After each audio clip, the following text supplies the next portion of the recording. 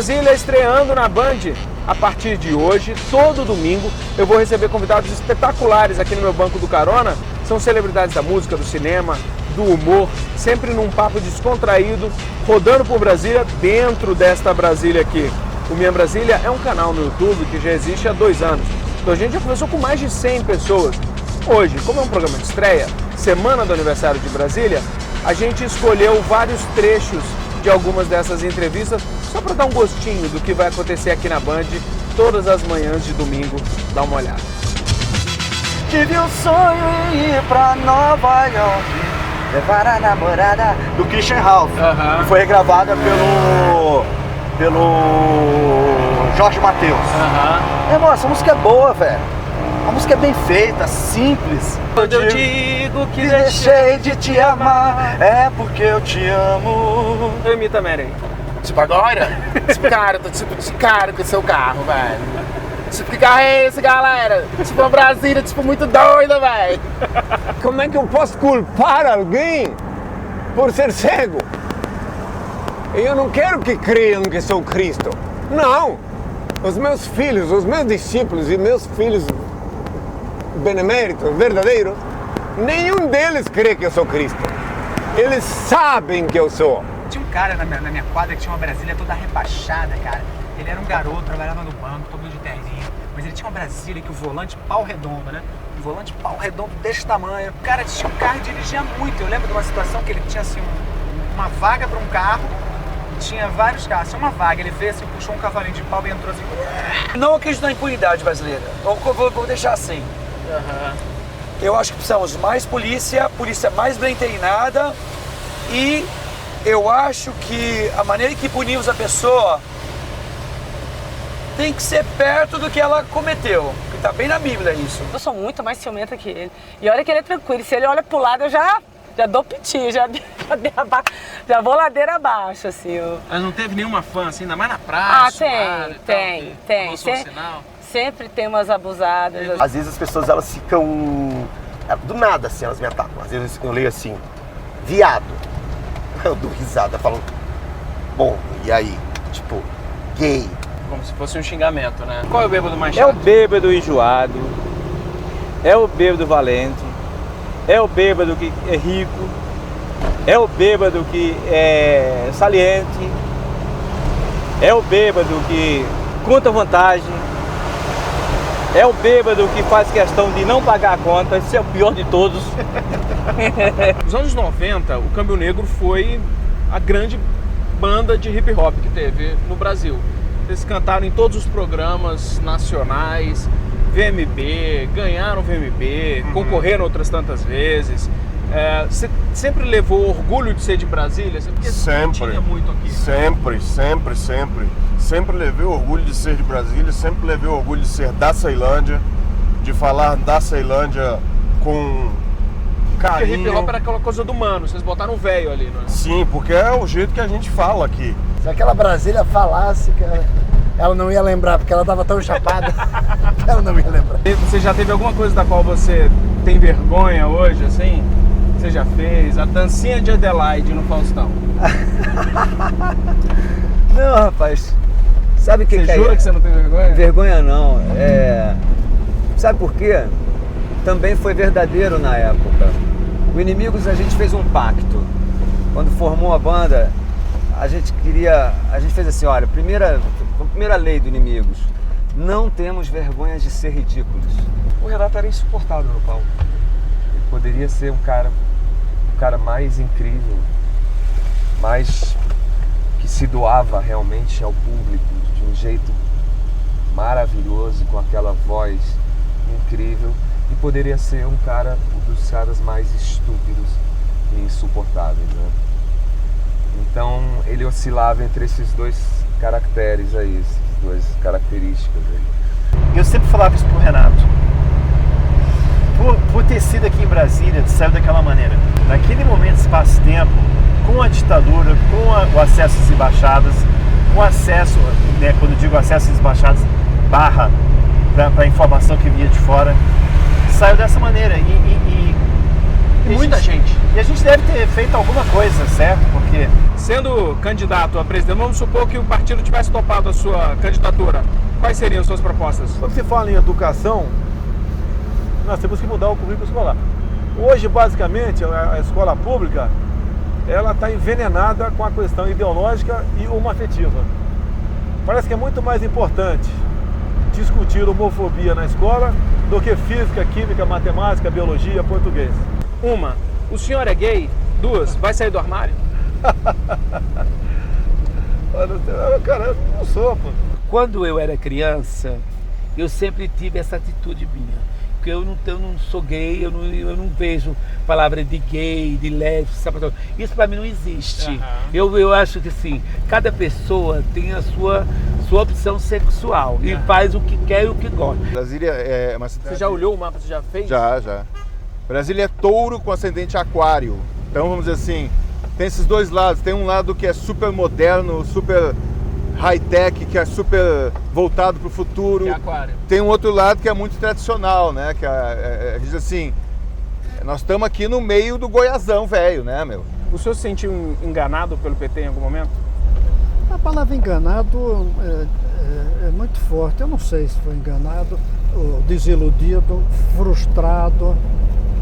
Eu prefiro dizer frustrado, desiludido, do que enganado.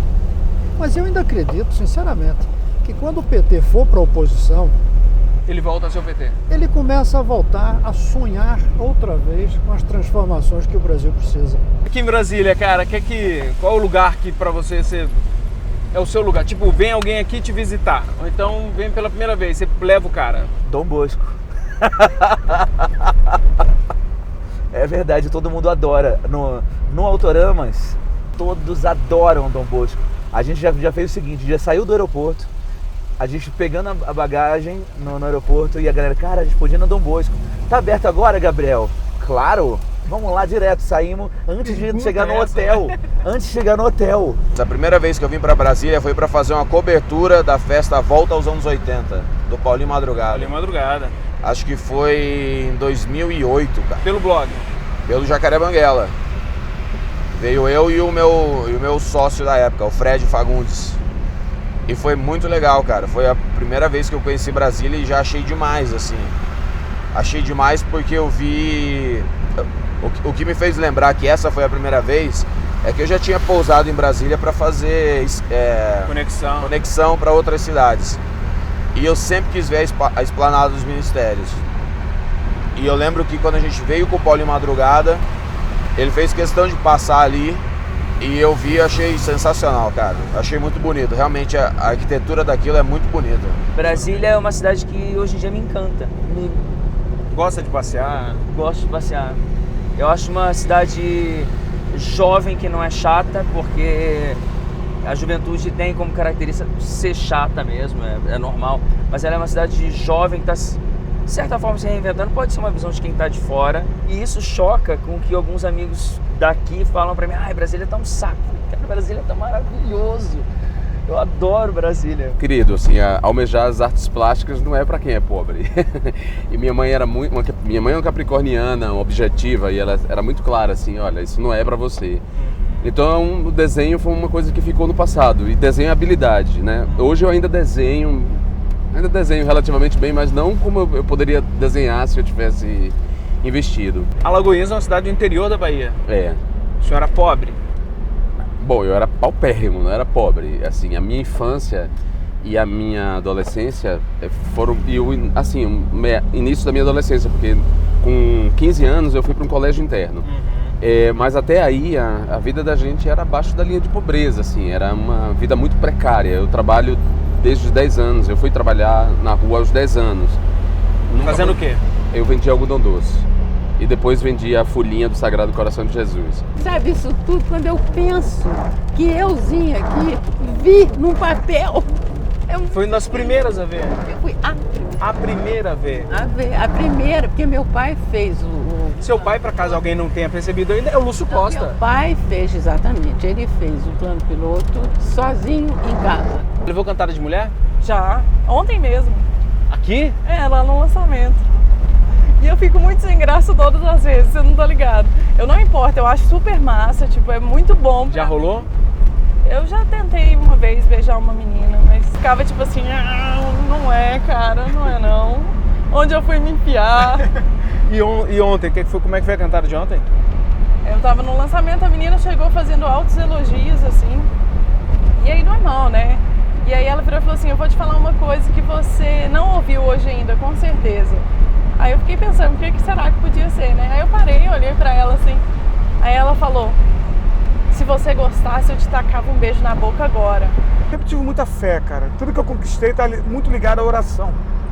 As pessoas acham que eu tô brincando quando eu falo isso, porque eu sou humorista. Mas tudo que eu conquistei está muito ligado a contato direto com Deus. A Bíblia tem um segredo, que ela fala que o que a gente ligar aqui na terra e ligar no céu, vai rolar. Entendeu? E as pessoas não tomam posse disso, é incrível. Você é batista? Não, eu sou cristão, cara. Eu fui criado numa igreja batista e hoje eu tenho um culto que eu realizo na minha produtora semanal. E é o culto do vai quem quer, não chama ninguém. Vai quem quer, da maneira que quer, como quiser, e sai de lá também, assim, quem deixa o Espírito Santo tocar sai de uma maneira, quem não deixa sai de outra. Mas hoje o meu principal foco é esse culto aí, cara, que é pra 20 pessoas. Sua comida preferida? Sei lá.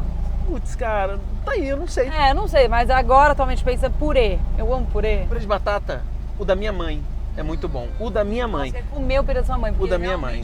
Minha mãe, ela manda... Assim, minha mãe não manda bem, não.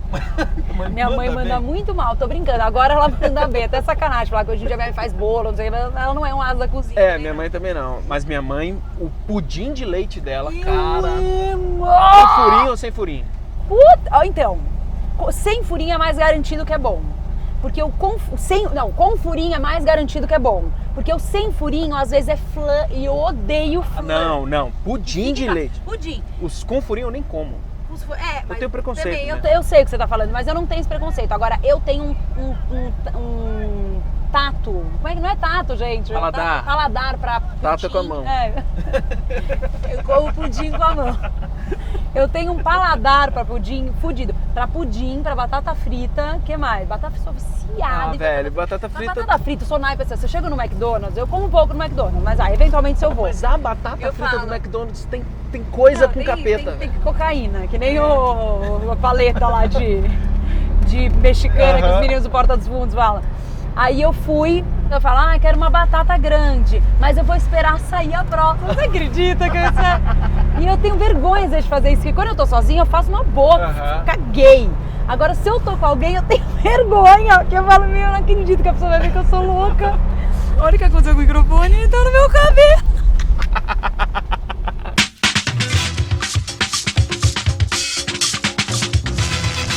Há quanto tempo você não anda na Brasília? Faz uns 20 anos, cara, mas eu andei muito em Brasília, assim. Lá em Porto Alegre tinha um pai de um amigo meu que tinha 2 Brasílias. E era aquela azul calcinha, sabe? O cara era rico, né? Duas Brasílias ele tinha. Quero te fazer uma pergunta pessoal, que eu acredito que eu só faria pra você e pro Ney Matogrosso, pelas relações, a sua de amizade, a dele amorosa, né, enfim, com o Cazuza. Como é que você acha que o Cazuza ia se posicionar hoje em dia?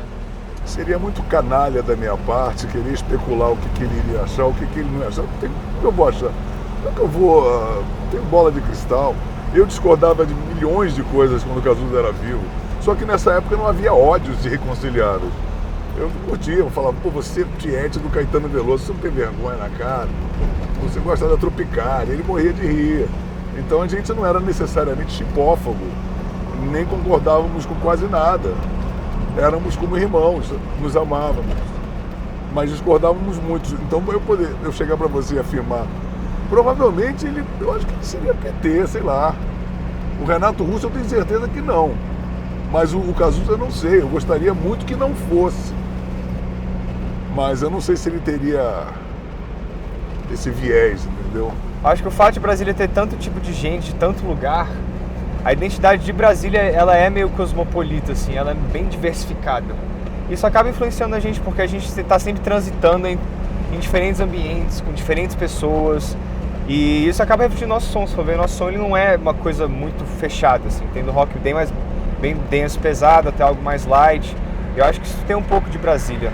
E meu primeiro carro foi uma Brasília que era vermelha e era uma loucura, né? Porque se fala de Busca, uma cidade naquela época, hoje em dia cresceu, mas era uma cidade de pescador, tinha 2 restaurantes, o meu que se chamava Le Petit Truc e um outro que se chamava Le Cheval Blanc. E que não tinha mercado em Búzios, pegava a estrada de terra, ia para o Rio, enchia o carro, enchia Brasília de coisas para comprar, entendeu? Tomate concentrado, água, farinha, açúcar, ovo, enfim, vai. E trazia tudo para Búzios. Então a Brasília estava cheia de barata. Aí eu estou mais histórias lindas com meu filho Tomás, que hoje em dia tem 32 anos, trabalha comigo. Mas era um pequenininho, ele nasceu em Búzios, era pequenininho, tinha 1 ano e meio. Falava, pai, eu quero ver uma vaca, eu quero ver um bichinho. Aí eu falava, olha embaixo do tapete, tem um monte. Pra você ter uma ideia, no Hermanoteu, o Hermanoteu tem 38 citações locais. Quer dizer que a gente chega na cidade, tem 38 lugares dentro da peça que vão ter piadas para aquelas pessoas. Eu acho que isso é muito legal, a pessoa se sente valorizada, se sente homenageada quando vai assistir um espetáculo. Pô, sacanearam o prefeito, pô, falaram a gíria da cidade, pô, falaram do puteiro. Falaram do puteiro, falaram de uma coisa, de uma publicidade local, assim. É possível hipnotizar alguém pela televisão? Claro. Muito fácil, sabe por quê? A pessoa está na televisão, está fixado, concentrado naquele quadro luminoso, ¿tá? Entonces él fixó atención, porque dentro de los patamares para conseguir una boa hipnose é fixar a atenção da pessoa. Você consegue fazer uma sugestão para alguém que está assistindo? Claro. A gente fazia ter a mão colada, por exemplo, ou a mão colada na televisão. Entortar metais. Podemos tentar alguma coisa pra gente? Eu nunca tento, eu faço. Então vamos lá? Para quem está assistindo? Agora? Agora. Qual é a minha câmera? Essa câmera. Não, vamos fazer para aquela que está mais perto de você. Então, perfeito. Ele está olhando para mim? Sim, está olhando para você. Vamos em experiência. Coloque sua mão em cima da minha na tela.